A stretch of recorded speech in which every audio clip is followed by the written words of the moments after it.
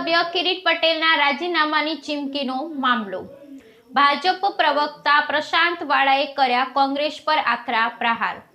કોંગ્રેસે જન આક્રોશ યાત્રાને બદલે કોંગ્રેસના કાર્યકરોનું આક્રોશ યાત્રા કાઢવી જોઈએ। સમગ્ર દેશ અને ગામે ગામ કોંગ્રેસના કાર્યકરોનો કકળાટ છે। કોંગ્રેસે જન આક્રોશ યાત્રાને બદલે કોંગ્રેસ કાર્યકરોનો આક્રોશ યાત્રા એવી યાત્રા કાઢવી જોઈએ। આજે સમગ્ર ગુજરાત અને સમગ્ર દેશમાં ગામે ગામ કોંગ્રેસમાં કાળો કકળાટ છે અને કોંગ્રેસનો આ જે કકળાટ છે એ કોઈ નવી વસ્તુ નથી।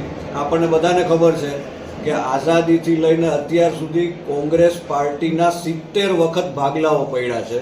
70 વખત આંતરિક કલહ, પરિવારવાદ અને કકળાટને લીધે કોંગ્રેસના ભાગલાઓ પડ્યા છે। ગુજરાતમાં પણ કોંગ્રેસના અનેક ધારાસભ્યો, કોંગ્રેસના કાર્યકરો એ કોંગ્રેસની નીતિ રીતિથી કંટાળી અને રાજીનામા અગાઉ પણ આપી ચૂક્યા છે।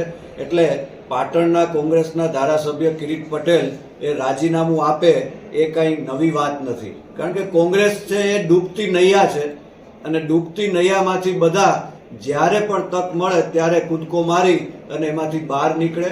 એટલે કોંગ્રેસ છે એ ધીરે ધીરે નેસ્ત નાબૂદ થવાની દિશામાં છે।